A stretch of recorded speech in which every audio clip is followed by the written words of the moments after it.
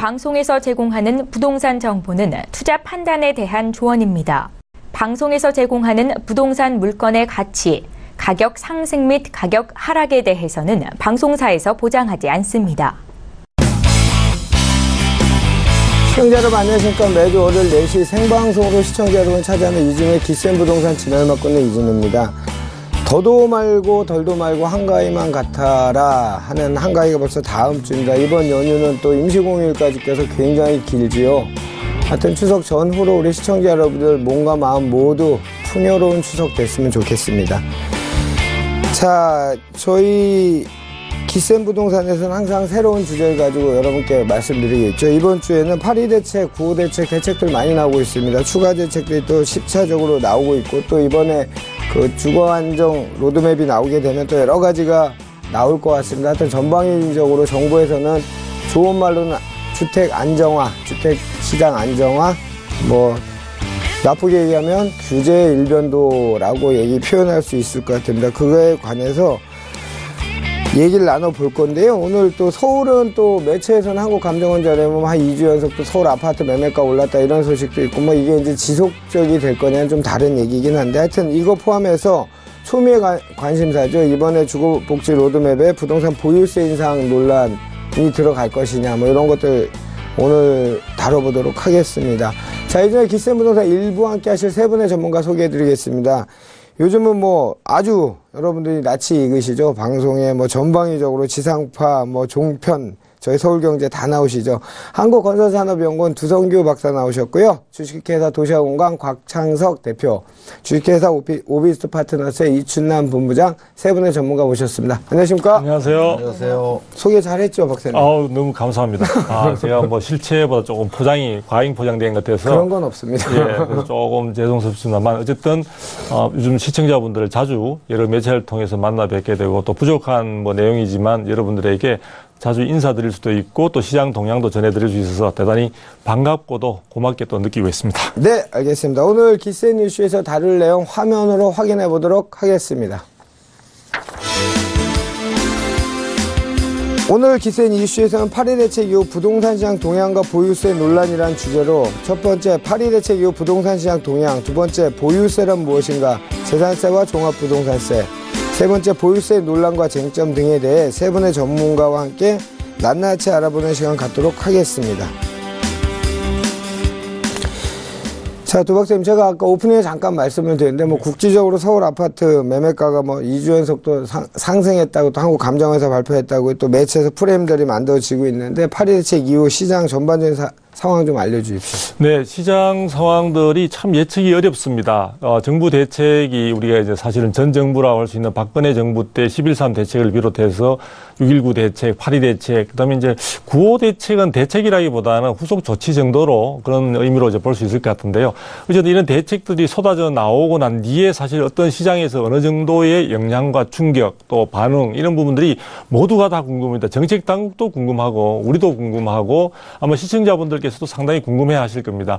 그래서 일단 지금 거래 동향 부분은 우리나라의 거래 관행이나 거래 신고 관행들을 볼 때 사실 한 2달까지 신고할 수 있는 여지가 있다 보니까 지금 나오고 있는 거래 실적이나 이런 부분들이 8.2 대책 이후의 모든 거래 상황을 정확하게 반영하고 있다 이렇게 이야기할 수는 없을 것 같습니다. 다만 갭이 좀 있죠. 그렇죠. 네. 다만 우리가 짐작을 한다고 하죠. 짐작을 해볼 수 있는 요인들이 있는데요. 좀 안타깝게도 우리 국토부 같은 경우는 또 8월 달에 거래 동향 나온 자료를 가지고 또 국토부 나름대로 또 본인들의 어떤 정책에 대한 당위성을 주장하는 그렇죠. 그런 쪽으로 해석을 하다 보니까 해석이 분분합니다. 어쨌든 지금 나온 자료고요. 국토부에서 신뢰하는 자료라고 한다면 한국감정원에서 발표하는 자료가 될 것이고요. 그다음에 또 부동산 114에서 지금 사실 자료들을 내놓고 있습니다. 그런데 두 가지 자료들이 약간의 시차를 한 일주일 정도 시차를 두고 있긴 한데요. 어쨌든 중요한 것은 9월 중순 정도부터 시작해서 어떤 시장 상황을 본다면은 지금 8.2 대책이 발표되고 난 뒤에 공통점은 대책이 충격이 있고 난 뒤에 5주 후 혹은 6주 이후에 연속 2주 상승세로 돌아섰다. 이렇게 이제 보이는 그런 부분입니다. 네. 근데 제가 서두에 말씀드렸지만 이런 부분들의 그 여러 가지 폭이나 상승 폭이나 이런 부분들은 사실 의미 있게 굉장히 강한 어떤 의미를 두기는 상당히 어렵고요. 그렇죠. 일단 그렇지만 그 대책의 강도가 대단히 강했고 또 종합 대책이고 이런 점을 감안할 때 이 부분을 갖다가 충격에서 좀 벗어나는 모습을 보여줬다. 그러니까 더 하락하지 않고 어쨌든 지금 상승의 어떤 여러 가지 통계 자료상에 여러 가지 오류도 있고 착시 현상도 있겠지만 어쨌든 상승이라는 모멘텀을 보여줬다는 것 자체가 저는 상당히 의미가 있지 않느냐. 네. 그래서 시장에서 생각하시는 만큼 크게 어떤 충격파로 인해서 시장이 장기간 위축된다든지 하는 그런 정도까지는 아닐 것으로 이제 보여지는데요. 향후에서도 이 부분들은 대단히 좀 주목해서 이제 봐야 될 것 같고요. 이 부분은 서울시뿐만 아니라 경기도 지역도 마찬가지입니다. 경기도 지역도 지금 한 5주 정도의 침체 이후에, 침체라기보다 위축된 이후에 사실은 반전되는 양상들을 보여주고 있고요. 서울과 비슷한 양상들을 보여주고 있습니다. 그래서 이런 부분들 가지고 단정적으로 얘기하기는 어렵지만 분명히 시장에 있어서의 의미 있는 약간의 움직임으로 볼 수는 있다. 그래서 저도 아직까지는 저도 전펴놓고 하는 도사가 아니기 때문에 그렇죠. 실제로 향후에 어떤 시장 방향은 될지는 모르겠지만 저는 나름대로 긍정적인 시각을 가지고 이번 추석 연휴 동안 이후에 나올 부동산 시장을 보고 있습니다. 그래서 아마도 제가 생각하기에는 추석 연휴가 지나고 10월 말쯤이면은 상당히 의미 있는 자료들로 볼 수 있는 그런 자료들이 쏟아지지 않을까 이렇게 예상하고 있습니다. 두 박사님은 이렇게 이걸 뭐 소신이나 장이라고 하실 수 있는 이렇게 얘기해서 제가 늘 좋아하고 존경한 이유가 이제 그런 건데 예.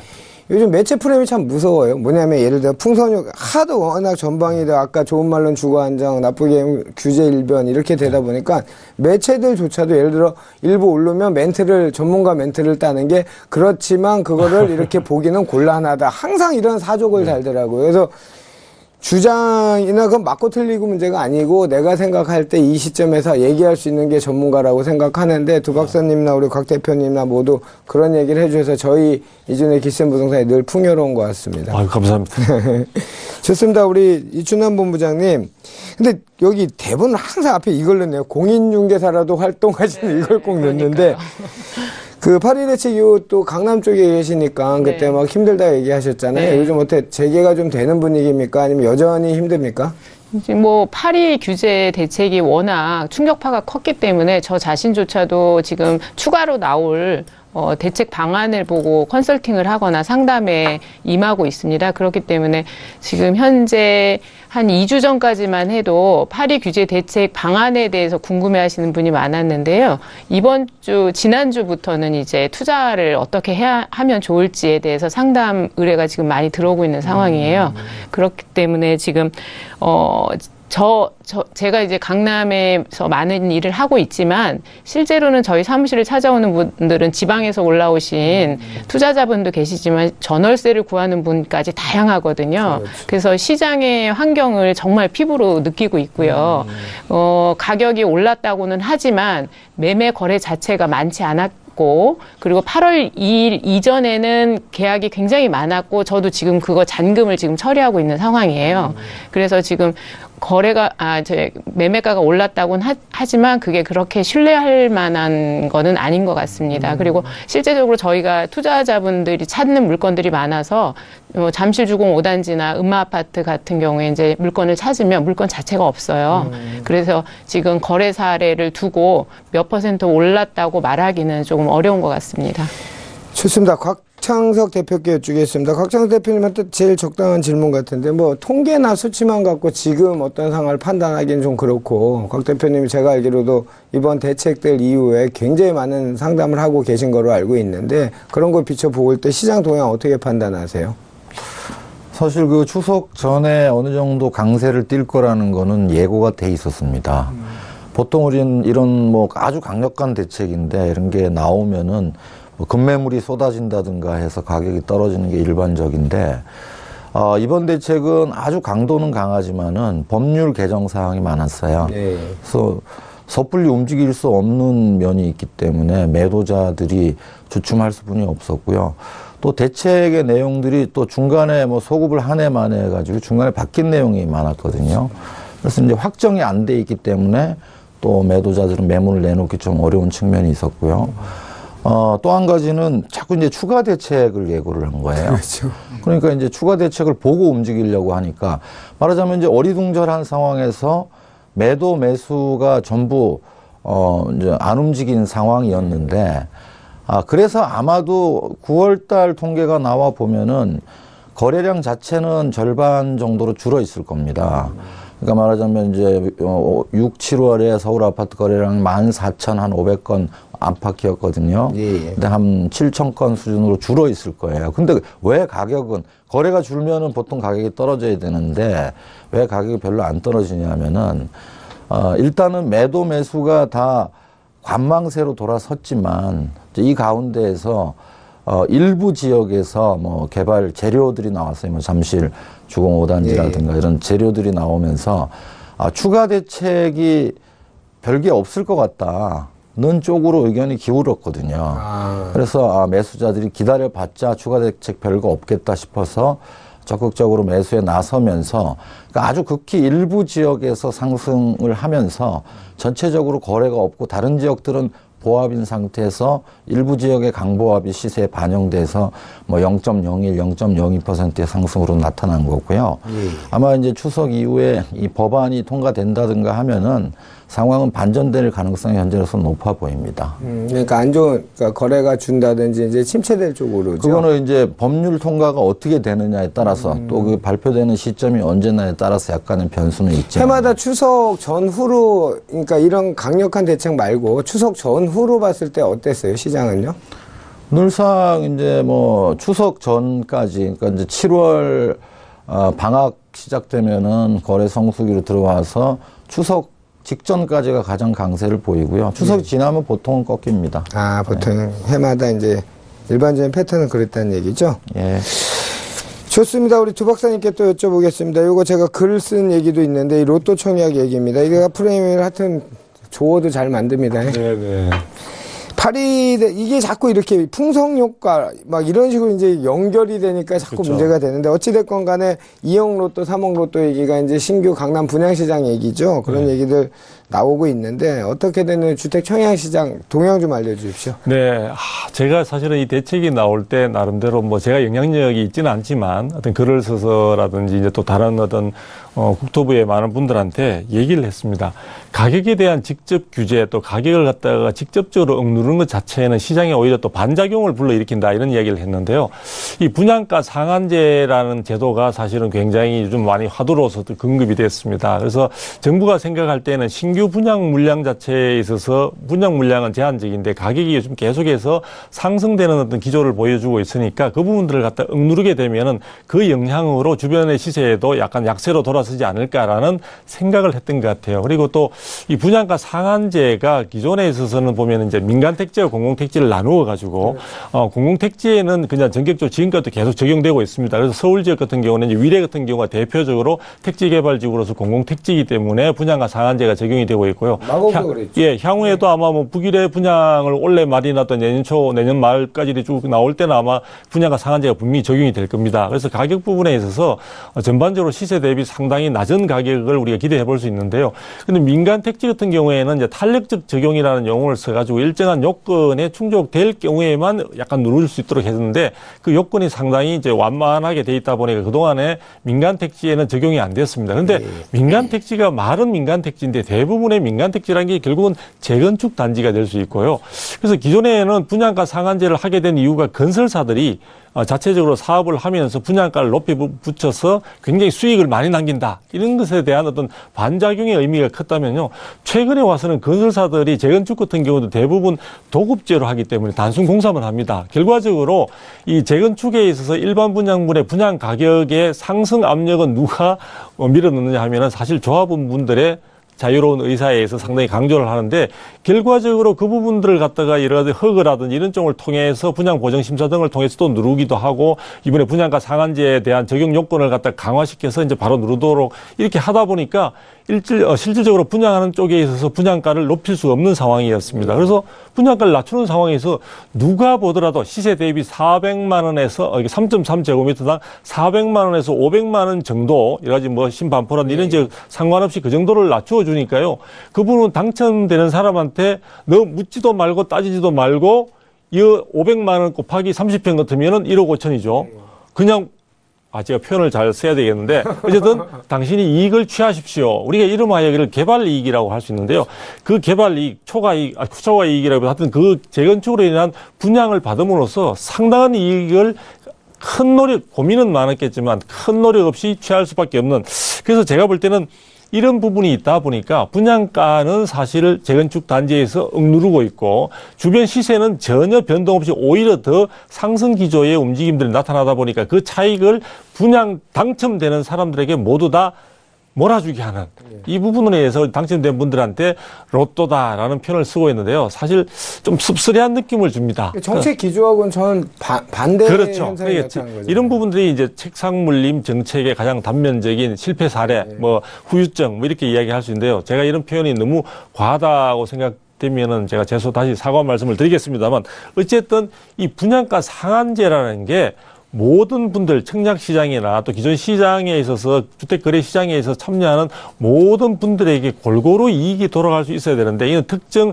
당첨되는 사람에게만 전속적으로 간다, 몰아주게 한다, 이런 부분들은 사실 조금 문제가 있지 않느냐. 그래서 제가 이렇게 자료를 찾아보니까 신반포 모 단지 제가 보니까 청약 경쟁률이 168대 1입니다. 또 어떤 분은 그렇게 말씀을 하시더라고요. 이 정도 경쟁률을 뚫었으면 그 정도 이익은 가져가야 된다. 이런 말씀을 하는데 주택시장이나 청약 분양시장은 결코 제가 도, 혼, 박 이런 시장이 아닙니다. 그렇죠. 그렇기 때문에 거래시장으로서 우리가 정당한 또 우리가 주거의 기본이 되는 주택의 거래시장이라는 측면을 감안할 때 이런 부분들은 상당히, 그리고 정부가 요 말만 하고 좀 마무리하겠습니다. 정부가 사실은 여러 가지 대책을 내어놓으면서 시장에 있어서의 건전한 어떤 거래 질서를 약속을 했고 또 아까 말씀하신 대로 주택시장의 안정을 이야기했지만 보십시오. 지금 이런 시장의 규제 속에서도 청약 경쟁률은 물론 특정 평형에 있어서 한정되겠지만 지금 수백 대 1을 능가하는 일도 나타나고 있습니다. 이런 부분들은 이 부분들에 청약하는 사람들이 실수요자 아니냐 논란도 있을 수 있겠지만 정부가 분명히 실수요자에게만 이런 기회를 준다고 하는데도 이 청약 시장은 이만큼 뜨겁게 타오르고 있다는 것은 뭔가 정부 정책에 있어서 보완점을 한번 고민해야 될 시점이 아닌가 하는 생각을 가지게 됩니다. 바로 그 부분입니다. 실수요자를 위한다고 이제 정부의 정책이 주거복지라는 측면에서 실수요자가 못 들어가요. 네, 맞습니다. 뭐 청약 가점제, 우리 곽 대표님도 그렇죠. 얘기했지만 가점제 100%잖아요. 이제 투기과열지구에서 85제곱미터 이하인 경우에 가점제가 100%인데 근데 이미 들어가기 전에 점수가 다 확정적으로 나오기 때문에 그렇죠. 들어갈 필요가 없는 거죠. 그렇죠. 들어갈 수가 없는 겁니다. 그러니까 그런 주거복지를 하는데 다른 전문가를 모셨더니 그러더라고요. 그럼 젊은 사람들이나 왜 그런 사람들이 꼭 새 집을 사야 되냐 이런 반대 논리로 대뜸 그렇게 나오는 분도 계세요. 잘못하면 길 가다가 조심하셔야 됩니다. 네. 좋습니다. 참 정부도 어렵죠. 항상 이 부동산 정책이 정말 움직이는 시장하고의 어떤 전쟁이란 표현은 잘못됐지만 어떨 때는 규제를 역대 정부 다 그랬지 않습니까? 멀리 김대중 정부부터 IMF 지나고 났을 때 부양을 해야 되니까 인정하고 5년간 양도세 감면했을 때 대치동 아파트들 10억 8억씩 돈 벌어도 양도세 하나도 안 내는 부양을 펴야 되는 거였고 그렇죠. 경기가 세계 경기가 또 너무 호황이면 또 규제를 해야 돼갖고 근데 그 시장은 또 반장이고 딴 데로 튀고 이제 이 부분을 제일 시장적인 측면에서 잘 얘기해 주신 분이 우리 곽창석 그렇죠. 대표님이거든요. 그러니까 이 투기와 투자라는 걸 너무 투기라는데 방점이나 포커스를 찍어서 그냥 새 집 사고 싶은 사람 다 투기수 이렇게 가버리면 안 되는 거 아닌가 싶은데 우리 곽 대표님이 좀 이런 문제 지금 두 박사님도 얘기하셨던 이런 부분 좀 얘기 좀 해 주십시오. 질문이 무슨 질문이세요? 시장주의자 곽창석으로서 현재의 그 부동산 규제나 이런 팀, 가입 규제에 들어간 건 저는 약간 사실 부정적으로 보고 있거든요. 그 부분에 대한 후유증에 대해서 조금 말씀해 주시면 좋을 것 같아요. 완전 반대, 똑같죠. 그래요? 네.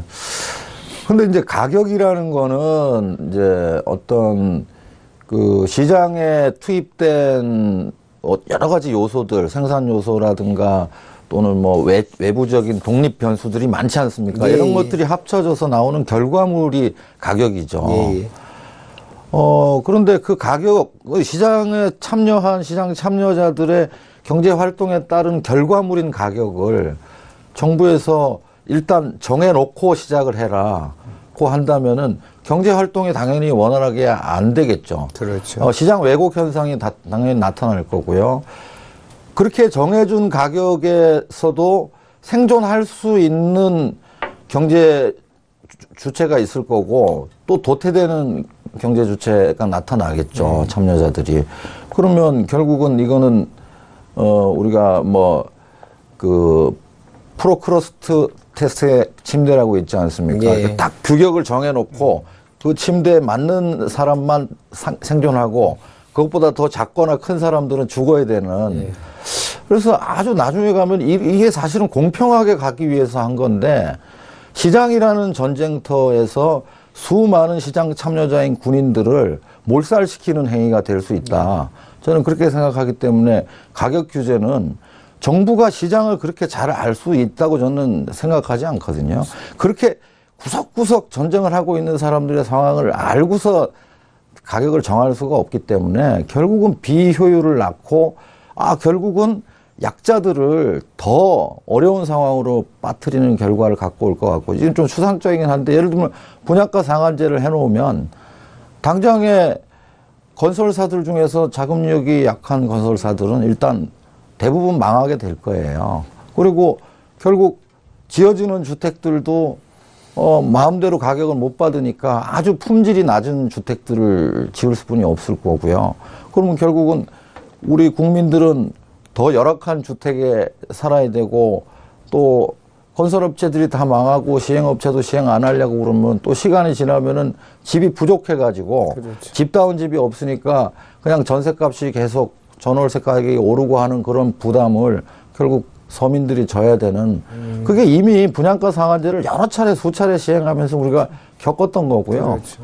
대체로 보니까 분양가 상한제 시행하고 3년 지나면 전세난이 강해져요. 뭐 그런 게 있었기 때문에 저는 이 분양가 상한제는 안 하는 게 맞다고 보는데 그리고 또 뭐 시장 참여자들은 정부가 그렇게 한다면 거기 적응하면서 가야 되겠죠. 근데 오늘 좀 세지는데 분위기가 이제 곽 대표님 얘기하는 게 이제 저는 글을 쓴 걸 확증 편향이나 라쇼명 효과라고 표현을 했었거든요. 왜냐하면 그때는 상황이 그래서 안 됐지만 우리는 할 수 있다라는 게 일종의 저는 확증 편향이라고 보거든요. 그게 시장에 순기능적으로 저희 어르신이 저희 가훈이 상선 약수라 물처럼 가야 되는데 그렇죠. 자꾸 막으니까 옆으로 돌다 보면 문제도 생기고 자꾸 지금 그런 형상인 것 같습니다. 제가 볼 때 지금 혹시 시청자분들께서 그러면 가격 자꾸 올라가는데 그거 뭐 규제를 하지 않고 놔두면 어떻게 하느냐 이런 이제 혹시 반발을 생각하실 수 있을 것 같아요.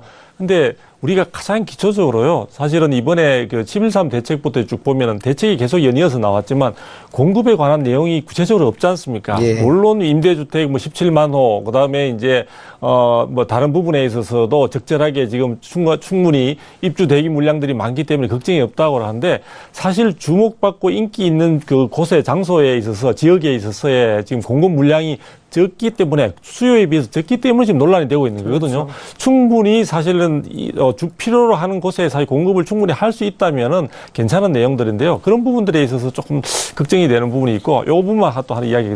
임대주택도 뭐 잘 아시겠지만 정부 자꾸 17만 호 이야기하는데요. 17만 호 쉽지 않습니다. 이 뭐 우리 다 아시겠지만 연간 역대 정부들이 연간 최대한으로 노력을 했을 때 12만 호 정도였습니다. 맞습니다. 그런데 이 정부는 그보다 만 호 더 올려가 13만 호. 거기에다가 4만 호는 민간에서 하는데 그거다가 이제 물타기 하는 거죠. 그런 부분들로 해서 17만 호 이야기하는데 17만 호 쉽지 않습니다. 거기에 너무 많은 자기의 주택 마련 계획을 그것과 연동해서 나는 임대주택에 그냥 앞으로 되면은 나는 살겠다. 충분히 공급된다니까 그렇게 생각하시는 것은 조금 위험하실 수 있습니다. 많이 합리적인 수정 계획이 필요할 것으로 보입니다. 좋습니다. 진단일은 요 정도로 하고 넘어가고요. 두 번째 요즘 이제 이게 가장 핫한 이슈가 될 것 같습니다. 보유세 문제입니다. 보유세. 그 시청자를 위해서 보유세가 뭐 재산세도 있고 종부세도 있고 뭐 여러 가지가 있지 않습니까? 우리 주 박사께서 요즘 요것 때문에 방송을 좀 하셨으니까 좀 말씀해 주십시오. 네. 일단 뭐 보유세라고 하면 우리나라의 경우에 현재 이제 재산세 그리고 이제 그 종합부동산세 요 부분을 두 가지로 이제 크게 나눈다고 볼 수 있습니다. 이것과 비교되는 게 우리가 거래세라고 해서 양도세라든지 취득세 이런 부분들을 이제 이야기하게 되는데요.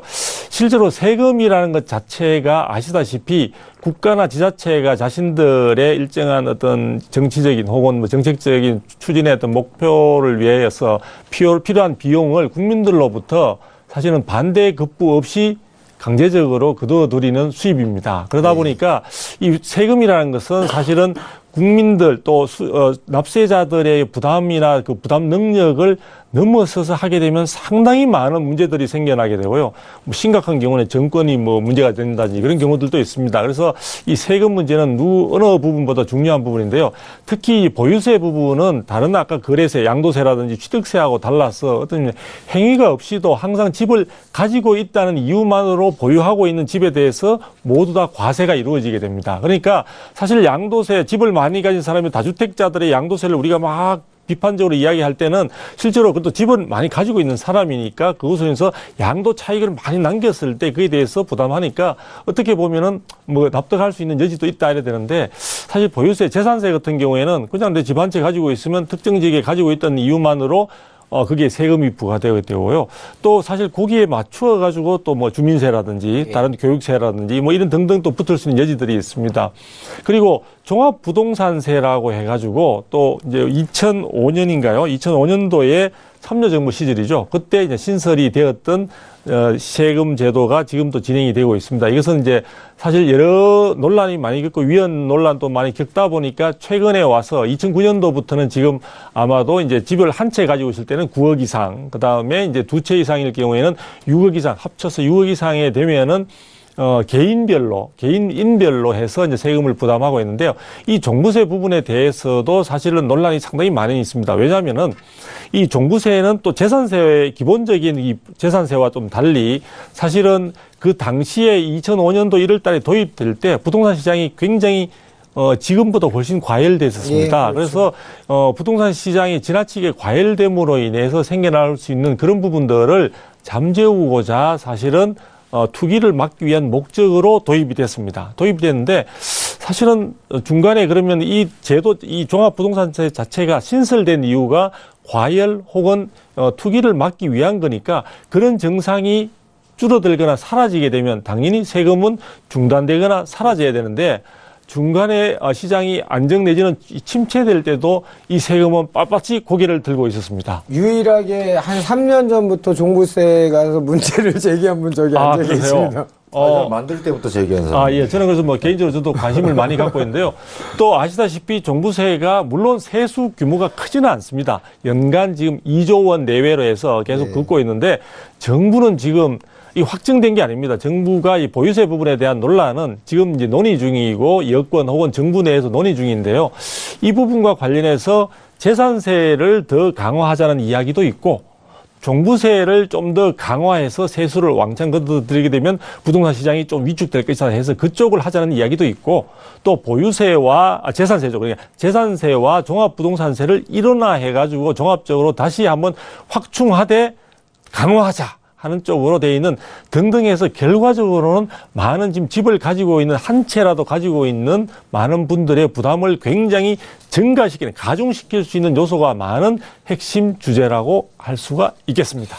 좋습니다. 뭐 내용은 어쨌든 2005년 1월에 신설된 거고 재산세와 같이 있는 종합부동산세, 그 투기를 막고자 또는 있는 자들을 가진 재산에 세금을 부과한다. 뭐 쉽게 얘기하면 이런 거잖아요. 근데 이제 이게 지금 보유세 강화라는 측면, 그 공약 100대상에 들어가 있던 그때 이게 들어가 있었죠? 그렇죠. 들어가 있었는데 거래세를 그때 강화한다 하지 않았습니까? 아닙니다. 보유세 이제 보유세 부분이었고, 근데 지금 현재 문 대통령께서 공약에다 이야기를 했다가 빠졌죠. 나중에 빠졌습니다. 최종 공약에는 빠진 것으로 알고 있습니다. 빠지고 그 다음부터 언급을 잘 안 하고 있는 상황이고요. 뭐 제가 좀 뒤에 이야기하려고 했는데 나온 김에 또 잠깐요. 이때 또 뭐 말 타면 뭐 그 경마 잡힌다고 일단 그러다 보니까 지금 여당 쪽에서도 이야기가 자꾸 흘러나오는데 중요한 것은 김동연 지금 부총리께서는 그럴 의사나 계획이 없다는 쪽을 자꾸 강조하고 있는데 추미애 대표께서는 자꾸 이야기를 하시더라고요. 그래서 제가 볼 때는 추석 때 한번 많은 분들께서 혹시나 추석 지나고 나서 혹은 연말에 난데없이 또 세금 부담이 이렇게 늘어날 수도 있기 때문에 관심은 저는 가져야 된다 생각합니다. 그렇죠. 좋습니다. 이춘남 본부장님, 이거는 뭐 직접 듣는 얘기들 많으실 것 같아요. 현장에서 어떻게 느끼십니까, 이런 거는? 실제 강남이나 좀 아파트 가격이 상승 여력이 있는 데서 종부세 부담은 커요. 크죠. 네, 크고 그 계산을 안 하고 들어가시는 분들은 없으세요. 그리고 특히 이제 중개 현장에서 재산세 기준, 부과 기준이 6월 1일자잖아요. 네. 그래서 4월 5월에 거래한 계약하는 그런 부동산 거래에 있어서는 서로 매수자 매도자 서로 안 내려고 그렇죠. 잔금일 기준을 신경전을 벌이고 저희도 굉장히 곤혹스러워요. 그런 그렇죠. 부분 때문에. 그리고 지금 종부세 같은 경우에는 1세대 이제 한 주택에도 부과되지 9억까지 9억부터 부과되지만 네. 2주택 같은 경우는 6억부터 부과가 되기 때문에 거의 강남권은 공동 명의로 진행한다고 보시면 될 거예요. 예. 그러면 이제 인세니까, 예, 인별과세니까 과세니까 이제 그게 줄어들 수가 있거든요. 근데 종부세 엄청 부담스럽습니다.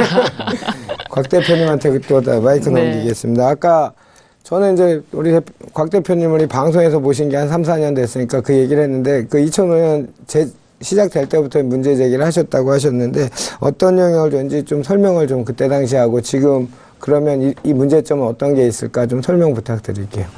저는 그 종부세 만드는 논의할 때 그때 뭐 정부 대책 회의도 들어가고 있었는데 그때 강하게 반대했었어요. 근데 어쨌든 그 당시는 워낙 과열된 장이었기 때문에 그렇죠. 또 여론이 그랬고 해서 만들어졌는데 그 종부세가 이제 신설이 되고 시행이 될 때 제가 한마디로 정리한 게 있습니다. 그게 2004년도였었는데 종부세의 결국 이제 납세자는 예. 소유자가 될 것이고 종부세 담세자는 세입자가 될 것이다. 뭐 이런 말을 한 적이 있는데 어쨌든 종부세가 나온 후에 뭐 강남을 포함해서 고가주택 가격이 안정된 거는 사실이에요. 그래서 예를 들면 종부세가 막 만들어지던 시기에 강남 아파트 매매가 평균가가 우리가 뭐 그 당시 평당이었으니까 평당 한 3천만 원인 상황에서 종부세를 했는데 그 후에 한 10년 가까이 평당 3천만 원이 그대로 유지된 거. 다른 나라들은 고가주택들이 막 뛰고 있을 때 한국은 종부세가 있었기 때문에 한 10년간 가격이 안정된 측면은 있었어요. 그런데 그 후에 4천만 원, 5천만 원 이렇게 돌파하게 되는데 이거 자세히 보면은 결국은 고가주택일수록 전세가가 매매가에 근접하게 됩니다. 네. 종부세를 내니까 충분히 구입할 수 있는 여력이 있어도 구입을 안 하고 전세를 들어가 버리는 거예요. 15억, 20억짜리 아파트를 구입을 안 하고 전세라는 선택을 하게 되거든요. 지금도 이제 그런 상황인데 이제 시간이 갈수록 전세 가격이 이제 점점 최고가를 갱신해요. 전세가 안정돼 있는 시장에서도 종부세를 내는 주택들일수록 전세가가 더 강하게 나타나는 그런 또 월세가 앞으로도 이제 점점 심해질 것 같은데 만약 그때 이제 그 이명박 정부 들면서 이제 뭐 일부 헌법 불합치 판결을 받아가지고 재산세하고 통합하고 또 세율을 좀 낮추는 그런 과정을 겪었기 망정이지 그런 과정을 겪지 않았더라면은 제가 볼 때는 아마 전세가가 훨씬 더 크게 상승하지 않았겠나 그런 생각을 하고 있고요. 이번에도 만약에 또 종부세를 손을 봐서 뭐 세율을 지금보다도 훨씬 더 많이 높인다면은 결국 그 한계는 어디까지냐면 매매가와 전세가가 같아지는 데까지가 매매가 하락의 한계가 될 거고요. 그 후에는 결국은 전세가 상승분만큼이 매매가 상승에 일치하게 되는 뭐 그런 현상. 결국 그렇게 한다 하더라도 고가주택 가격을 꺾기는 힘들 거고 결국 임대료를 높여놓게 될 거고요. 그리고 이제 결국은 시간이 한 10년 정도 더 지나면은 한국에서는 양질의 고가주택은 보기 어렵고 아주 저질의 고가주택만 남게 되는 그런 결과가 될 겁니다. 우리 곽 대표님이 이제 한결같은 주장이 이게 이제 수급의 왜곡 이제 이런 측면을 제일 걱정을 하고 계시거든요. 그런 주장을 하셨고 우리 조 박사님도 동의하십니까? 예, 저 동의하는데 또 동의하고 이번 또 끝부분에서 아주 좋은 지적을 많이 해주셨는데 사실 자칫하면 이 부분은 이제 증가될 세금 부분에 대한 부담의 증가가 나타날 가능성이 상당히 있고 그 부분이 결국은 전세 시장으로 결국은 개개인 주택을 소유하는 사람한테 부담을 여러 가지로 주게 되면은 주택을 소유하는 자체가 되게 어리석은 선택이 되지 않습니까? 그렇게 되면은 결과적으로 자기는 선택하지 않고 전세로 있겠다는 식으로 해서 전세로 다 몰려가는 그런 양상을 빚게 되고요. 그렇게 되면 전세 가격은 상당히 앞으로도 더 올라갈 수 있는. 그래서 최근에 어떻게 보면 주택 가격이 많이 오른 것에 대해서 정부가 많은 비판을 하고 과열 현상이라고 진단을 내리고 있는데요. 한편으로 보시면은 우리가 그동안에 전세 파동을 많이 겪다가 이 주택 가격이 상승하는 이 기간 동안에는 전세가 상당히 안정되어 있다는 이야기들이 나오고 있습니다. 그래서 어떻게 보면 전세와 우리나라만이 가지고 있는 이 전세와 매매 시장 간의 가격에 있어서는 서로 간에 굉장히 서로 상호 영향을 주는 이런 관계이기 때문에 그 부분의 변동 사항들을 정부가 조금 생각할 필요가 있을 것 같고요. 제가 약간 세금 부분 관련해 좀 더 말씀드리면은 지금 정부에서 또 논란은 이 세금에서조차 약간 이데올로기적인 그런 느낌을 갖는 의미를 접목시키려는 움직임이 좀 있습니다. 그래서 지금 일각에서는 우리가 이제 보유세 논란이라고 제가 이제 말씀을 드렸는데 이 보유세 논란을 이름을 살짝 바꾸어서 부유세 논란으로 이제 많이 이제 발화될 수 있는 그런 가능성을 많이 갖고 있습니다. 그리고 아시다시피 지금 이 시장 자체가 어느 정도 많은 규제를 위해서 많이 안정되어 있는데 이 종부세는 또 아시다시피 국세고 또 이 재산세는 지방세가 됩니다. 예. 이러다 보니까 그것에 대한 대상자나 이런 부분들 또 이 세수를 통해서 이익을 또 취하는 주체가 또 조금 달라지다 보니까 그것으로 인한 미묘한 정책상에 있어서 어느 하나를 또 추진해서 주도적으로 추진할 것이냐 논란도 상당히 이제 많은 상황이죠. 그리고 또 하나 아실 거는요. 정부가 여러 가지 이제 새 정부가 들어서면서 많은 이제 국정 과제를 수행하다 보니까 비용이 많이 필요할 건데요. 사실 공교롭게도 작년도 그렇고 제가 알고 있기로는 재작년도 우리는 세수가 풍년이었습니다. 예정했던 것보다 훨씬 많은 세수를 거두었기 때문에 그만큼 사실 국민들의 허리가 많이 휘었고 사실 부담이 많다는 겁니다. 그런 부분들을 감안할 때 지금의 이런 보유세 이런 논란 자체는 사실은 어느 여당 쪽이라면 당연히 안 나오도록 해서 국민들의 마음에 또 위로할 수 있는 그런 쪽이 경기도 어렵고 지금 경기 회복도 안 되는 상황에서 부동산 시장을 누르면서 여기에다 세금 부담까지 3중고 이상의 부담을 안겨준다는 것은 추석 때 많은 분들 한번 생각해 보십시오. 사실 굉장히 앞으로 이 북쪽의 북핵 문제만 논란이 되는 것이 아니라 이 부분도 우리의 살림살이에 가장 큰 어떤 부담과 충격으로 와닿을 수 있는 큰 주제가 아닌가 이런 생각이 듭니다. 네, 더 큰 문제인 것 같습니다. 지금 말씀하신 이데올로기적인 어떤 그런 것들이 접목이 된다? 그런 느낌을 국민들이 받는다는 자체가 굉장히 큰 문제가 있는 것 같아요. 스트레스죠. 예. 그리고 경제 수장은 보유세 논란, 종부세에 대해서 그렇게 안 하는 기조를 자꾸 얘기하는데 자꾸 그게 이제 흔들다는 그렇죠. 표현이 맞는지는 모르겠는데 하는 쪽으로 자꾸 이게 아니면 말고라는 것처럼 그렇죠. 아니 땐 굴뚝에 연기가 나겠습니까? 그죠? 예. 그래서 걱정이 됩니다. 지금 경기 얘기하셨는데 지금 대한민국이 작년까지는 단군 이래 사상 최대의 수출 호조를 이루고 있었지만 지금 자동차 사드 영향으로 지금 온 나라가 지금 큰 문제입니다. 그런데다가 이번에 판결 나는 여러 가지 것들, 통상임금이나 여러 가지 것들이 어떤 분들은 환호성을 치겠지만 이 나라를 이끌었던 기업에서 입장에서는 정말 죽을 맛일 텐데. 이게 시사 프로입니까? 그러게 이제 부동산 넘어가겠습니다. 굉장히 광범위하게 다루서. 전 너무 좋습니다. 예. 자, 보유세 하나씩 다뤄볼게요. 우리 문재인 대통령께서 후보 시절에 내놨다가 들어갔다고 하셨는데 이게 하여튼 어찌됐건 간에 큰 영향을 미칠 것 같습니다. 큰 영향을 미칠 것 같은데 관련해서 어떤 논의가 있었는지 우리 두 박사님께 설명 좀 부탁드립니다. 예, 이제 보유세 관련해서 사실은 이게 세금 부분은 굉장히 경제와 관련해서 논란이 많은 거죠. 그래서 항상 재정투자 이야기가 나오고 나라 살림을 갖다 굉장히 풍성하게 하기 위해서는 뭔가 그 땔감이 필요한데 그 땔감과 관련해서 제일 좋은 부분이 세금 아니겠습니까? 그래서 항상 논란이 되는 건데요. 이 보유세 부분이 제일 만만한 부분입니다. 갖고 있는 사람한테 일방적으로 다 거둘 수 있는 부분이다 보니까요. 그래서 이런 논란이 많은데 아마 이게 또 선거에 굉장히 줄 수 있는 영향이 크다 보니까 문 대통령께서도 초기 후보 시절에 사실은 이 부분에 언급을 했다가 좀 여론 자체에 대해서 민감하게 반응이 나오니까 추후에 논의할 수 있다는 쪽으로 이제 사실은 마무리를 했죠. 마무리를 했는데 최근에 이제 추미애 더불어민주당인가요? 그쪽에 있어서 여당 쪽의 대표께서 이야기를 하면서 다만 또 혹시 이 모든 보유세 그게 즉 재산세에 대해서 혹시나 언급이 되거나 또 종부세에 대해서 언급이 되는 부분에 있어서 반대 여론을 갖다가 의식해서인지 단어 자체를 갖다가 굉장히 아주 예리하게 사용하셨습니다. 필요하면 초과다 부동산에 부과되는 이렇게 그래서 이제 이 부분에 대해서는 또 많은 언론 쪽에서는 이게 현재 보유세는 아닌 부유세 논란의 어떤 하나의 단초가 아닌가 이야기하는데 제가 볼 때 보유세나 부유세가 거의 사촌간이지 큰 차이가 있는 것 같지는 않습니다. 이런 부분들이 또 여론에서 굉장히 또 많은 걱정거리들로 해서 나오고 하니까 김동연 부총리께서 그에 대해서는 전혀 검토한 바가 없고 당분간 이쪽에 대해서는 국민들의 부담이 될 수 있기 때문에 논의를 하지 않겠다고 했는데요.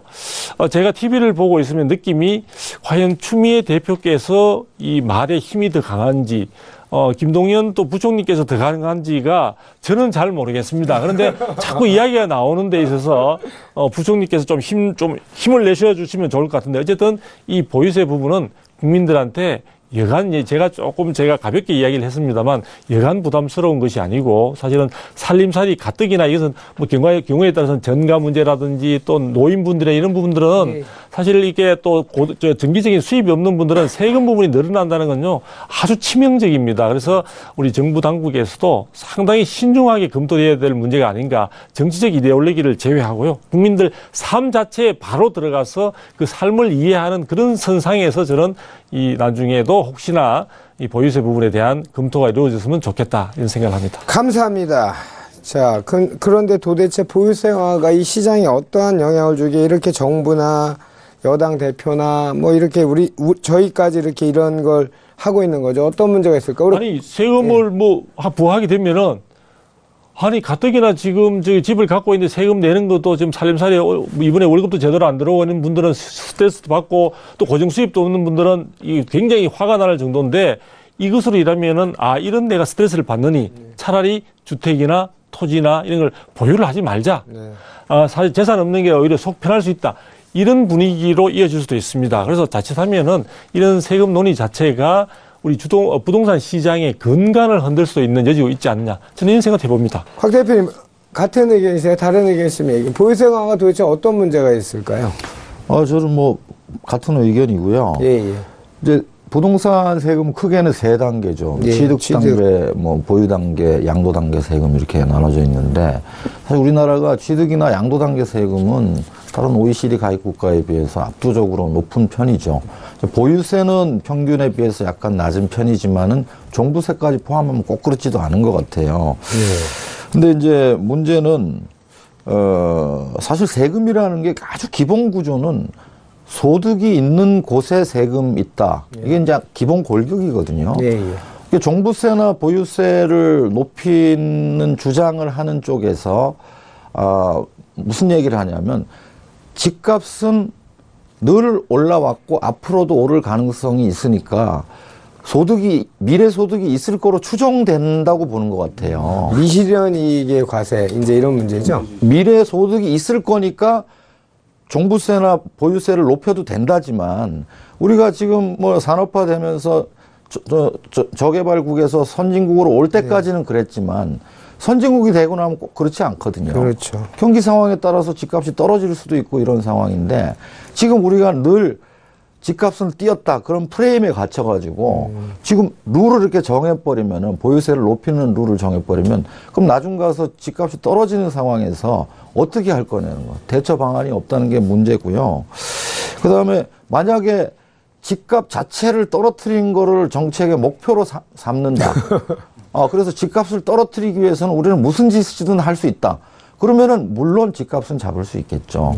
그러나 그 집값이 떨어짐으로 인해서 집값은 땅값을 포함하는 개념이거든요. 땅값이 떨어지고 그러면 모든 담보 가치가 다 떨어지게 됩니다. 그럼 당장 금융시장에 엄청난 혼란이 올 수뿐이 없어요. 자산 디플레는 거의 불을 보듯이 뻔하게 나타나는 상황이거든요. 그래서 좀 적당히 해야 됩니다. 지금은 이렇게 너무 강하게 할 때가 아니고요. 또 만약에 보유세라는 거는 보유하고 있으면 다 내는 세금이니까 이걸 전반적으로 높이는 거를 과격하게 진행을 했다. 그러면 이제 어떤 현상이 일어나냐면요. 예. 보유 부담이 커지니까 보유를 안 하려고 들겠죠. 그렇겠죠. 지금 사실 재산세 못 내서 겨울에 그 난방도 못하는 노인들 많이 있습니다. 이런 상황에서 과도한 부담을 주게 되면은 매물이 물론 쏟아져 나오겠죠. 또 구입하려는 사람들도 뭐 신혼부부나 생애 최초 주택 구입자도 왜 구입을 합니까? 보유 부담이 큰데 그렇죠. 당연히 전세로 가려고 하겠죠. 그러면 당장 현재 재고 시장에서도 전세를 선택하는 사람이 늘어나서 전세가가 크게 뛸 수뿐이 없어요. 또 보유를 안 하려고 하면 당연히 신축 공급업자들은 안 팔릴 걸 왜 짓습니까? 그렇죠. 그럼 안 팔리게 되죠. 그리고 우리가 어떤 예를 들어서 토지에 세금을 높인다 그러면은 토지에 대한 보유 부담이 줄면 토지를 개발을 하려는 의욕이 생기지만은 지어진 주택에 대한 보유 부담을 늘리게 되면은 그 주택을 보유하지 않으려고 하면 신축 공급이 줄어드는 게 당연한 거거든요. 그래서 잘 봐야 됩니다. 지금 보유세를 과다하게 가면은 제가 볼 때는 부동산의 문제가 아니고 우리의 성장 동력을 잃게 될 가능성이 높다고 말씀드리겠습니다. 그렇죠. 이게 항상 뭐 굉장히 복잡계잖아요. 단순히 그렇죠. 뭐 집값, 땅값 이 문제가 아니잖아요. 그럼요. 우리 네. 대한민국 근간을 이런 어떤 경제 메커니즘의 문제가 생길 수 있기 때문에 굉장히 걱정을 두 분이 하시는 게 저는 타당하다고 봅니다. 자, 두 박사님께서 우리 다른 세계 OECD 선진 국가에 비해서 보유세 비율 아까 뭐 조금 낮은데 종부세까지는 그렇지 않다 하셨는데 그 얘기 좀 해주세요. 예. 그 얘기를 조금 드려야 될 것 같은 게요. 우리가 일반적으로 이제 세금을 아까 제가 좀 설명을 드렸지만 보유하고 있는 데 따른 세금이 있고 거래하는 데 따른 세금들이 있게 되는데요. 사실은 전반적으로 부동산 시장을 안정시키기 위해서는 보유하고 있는 비중을 높이고 부담률을 높이고 그다음에 거래하는 비용을 낮추어져 가지고 자기가 보유 자체에 대해서 부담이 사실 크면은 참 쉽게 이제 시장에다 내놓도록 하는 게 자연스럽게 하는 게 전반적으로 균형을 잡는 데는 굉장히 좋다고 볼 수 있습니다. 그래서 그런 부분들에 그 추구를 많이 하는데요. 우리나라가 그런 점에서 보면은 어떤 거래 비용 자체 또 거기에 거래세 부분은 상당히 비중이 높고 부담이 크지만 보유 비중은 상당히 낮은 것으로 이야기되어 왔었습니다. 지금까지. 그런데 이제 OECD 쪽에서 우리가 전체적으로 이 재산세와 종부세를 다 합쳐서 하나의 그런 개념으로 계산을 좀 해본다면요. 전반적으로 우리가 총 세수 대비해서 부동산세 비중이 12.4%로 나와 있는데요. 이것을 보니까 OECD 회원국 35개국 중에서 조사 대상 35개국 중에서 영국을 제외하고는 우리가 최고였습니다. 상당히 우리가 보유 부분에 있어서도 사실 세금 전체 세수 대비해서 이 보유세 부분에 대한 부담이 적지 않다는 걸 알 수가 있고요. 그 다음에 이제 OECD 발표 자료를 조금 인용을 해보면 2017년도 원래 따끈따끈한 자료가 되는데요. 그 부분과 관련해서 GDP 대비해서 재산세 비율을 갖다가 한번 살펴봤는데 2014년도에 우리가 전체의 35개 국가 중에 10위입니다. 10위고 그 비중 자체도 상당히 2.712%에서 결코 작지 않습니다. 그러니까 이거는 각국의 세수나 세제 자체가 여러 가지 다양성을 갖고 있기 때문에 사실 평면적으로 비교하기가 쉽지 않습니다만 그렇고요. 2015년도에는 오히려 6위까지 우리가 보유했다는 세금 부분에 대한 비중이 큰 것으로 되어 있습니다. 그래서 현재의 상태에서도 보유세 부분이 기존에 이야기하던 것만큼의 이 생각보다는 상당히 크다. 이건 뭐 제 이야기뿐만 아니라 자료도 나와 있는데 또 지금 이 세제와 관련해서 세무 쪽에 그 강의하시는 우리 교수님들도 이 부분을 또 인정을 하시더라고요. 저는 이번에 사실 알았는데 그래서 우리가 대한민국이 보유세는 지나치게 낮고 거래세는 높다 이런 쪽에 우리가 하나 쪽으로 편향되는 생각을 갖고 있는데 그렇지 않고 우리는 갖고 있으나 팔려고 하나 온갖 세금의 부담은 상당히 큰 편이다. 근데 이렇게 이 수치가 OECD 데이터라고 지금 돼 있는데 네. 여기 다 있네요. 텍스 온 프로퍼티라고 이렇게 다 돼 있는데 있습니다. 이 수치를 갖고는 다 달라요, 의견이. 맞습니다. 예. 네. 그건 그렇지만 뭐 저처럼 저 세금을 전공하지는 않았습니다만 어쨌든 상당히 우리가 생각했던 것보다 그래서 저는 한편 저를 포함해서 이 시청자분 많은 분들이 우리가 국가나 지자체의 여러 가지 그 공무 수행을 위한 비용을 조달하는 데 있어서 혁혁한 우리가 기여를 하고 있구나 하는 생각을 다시 한번 해보게 됩니다. 그 부동산하고 교육은 흔히들 국가 백년지 대계라고 하죠. 아까 제가 표현한 것처럼 뭐 확증 편향, 뭐 본인만의 확증 보고 싶은 것만 보는 분들이 만든 정책이 아니었으면 좋겠고요. 정말 기후겠죠. 기후였으면 좋겠고요. 정책들 좀 두루두루 살폈으면 좋겠습니다. 자, 오늘 오래 해주셨습니다. 원래는 40분 예정이었는데 거의 1시간을 50분을 거의 다 하셨고요. 아이고, 네. 너무 오늘 좋은 정보 우리 시청자들께 많이 주신 우리 두성규 박사님, 그 다음에 곽창석 대표님과 인사드리고, 자, 이춘, 같이 인사하시죠. 이춘호 본부장님 참 세미나 잠깐 얘기 듣죠. 세미나 네. 언제 하세요? 네. 이번 주는 추석 바로 전날이라서 저희가 쉬고요. 다음 그 10월 13일 금요일 오후 2시에 그 서초동 LG 에클라트에서 뵙겠습니다. 그리고 주제는 여러분들이 최근에 가장 관심 높은 청약 관련 소식과 또 서울과 수도권의 아파트 투자 전략에 대해서 세미나를 진행하겠습니다. 알겠습니다. 세미나 명절 끝나시고 참석할 좋은 정보 얻어가시고요. 오늘 좋은 정보 주신 분은 한국건설산업연구원 두성규 박사, 주식회사 도시화공간 곽창석 대표, 주식회사 오비스 파트너에서 이춘남 본부장이었습니다. 오늘 세 분 감사했습니다. 감사합니다. 감사합니다. 자, 이번 주 저희가 준비한 소식 여기까지고요. 말씀드리고 끝내야 될 것 같았고요. 한 4년 됐네요, 벌써. 이진우의 기센 부동산 진행한 지가 방송국 사정하고 여러 가지 사정 때문에 오늘이 마지막 방송이 될 것 같습니다. 제가 부동산 전문가로 계속 활동하고 있으니까요. 좋은 소식 서울경제 통해서 또 많은 정보 또 알려드릴 거니까 단지 월요일날 보고 싶으셔도 당분간 좀 보고 싶어 하셔야 될 것 같습니다. 그동안 아껴주셔서 감사하고요. 또 좋은 정보 많이 전해드리도록 하겠습니다. 감사합니다.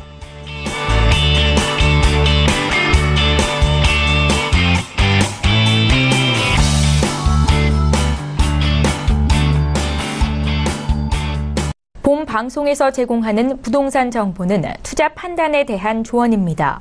방송에서 제공하는 부동산 물건의 가치, 가격 상승 및 가격 하락에 대해서는 방송사에서 보장하지 않습니다.